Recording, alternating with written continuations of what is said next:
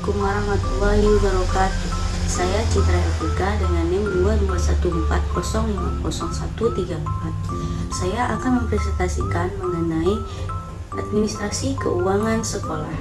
Administrasi keuangan sekolah membagi beberapa pembahasan. Yang pertama yaitu konsep dasar pembiayaan pendidikan. Konsep dasar pembiayaan pendidikan meliputi berbagai aspek sumber pembiayaan, baik yang berasal dari pemerintah maupun berasal dari swasta, serta berbagai bentuk kebijakan mempengaruhi akses dan biaya pendidikan. Adapun beberapa konsep dasar pembiayaan pendidikan yang perlu dipahami.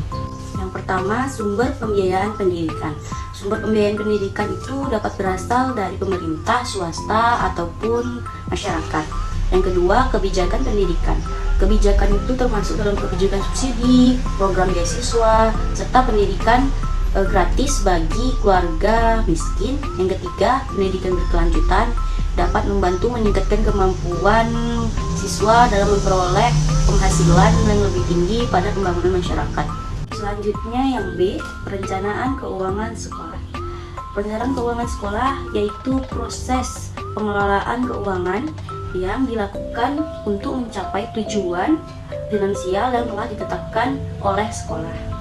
Adapun beberapa tahapan dalam perencanaan keuangan sekolah, yaitu yang pertama, membuat anggaran yang realistis dan sesuaikan dengan anggaran yang telah ditetapkan. Yang kedua, memantau dan mengontrol pengeluaran anggaran.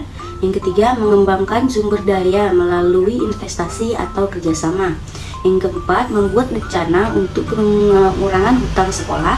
Yang kelima, meningkatkan pendapatan melalui pemasaran dan penghasilan tambahan.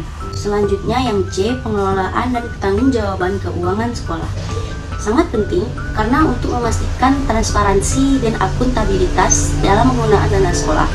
Adapun beberapa tahapan dalam pengelolaan dan pertanggungjawaban keuangan sekolah. Yang pertama, pembuatan anggaran. Yang kedua, pencatatan keuangan.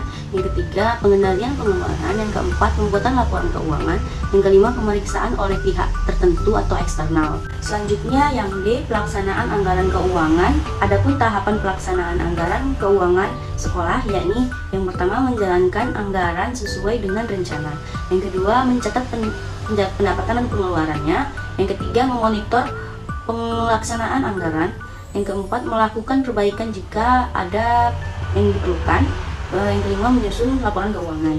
Selanjutnya yang E, pengawasan keuangan sekolah adalah proses yang mengontrol, mengevaluasi kondisi keuangan sekolah secara teratur untuk memastikan bahwa sekolah memiliki sumber daya keuangan yang cukup dan tepat guna.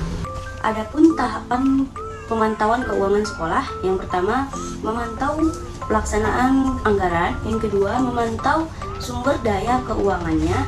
Yang ketiga, memantau laporan keuangan. Selanjutnya F, mengevaluasi keuangan sekolah adalah proses mengevaluasi hasil pemantauan keuangan sekolah untuk menentukan apakah sekolah memiliki sumber daya keuangan yang cukup dan tepat guna. Berbeda dengan sebelumnya, yaitu pengawasan, yaitu memantau atau mengontrol keuangan sekolah. Evaluasi keuangan sekolah dapat dilakukan dengan cara yang pertama, menganalisis laporan keuangan. Yang kedua, menentukan kebutuhan sumber daya keuangan. Yang ketiga, menyusun rencana perbaikan apabila terjadi masalah pada keuangan. Yang keempat, melakukan tindak lanjut sekiranya masalah tersebut sulit untuk diperbaiki. Baiklah, sampai di sini hasil presentasi saya. Apabila ada kesalahan, mohon maaf. Saya akhiri. Assalamualaikum warahmatullahi wabarakatuh.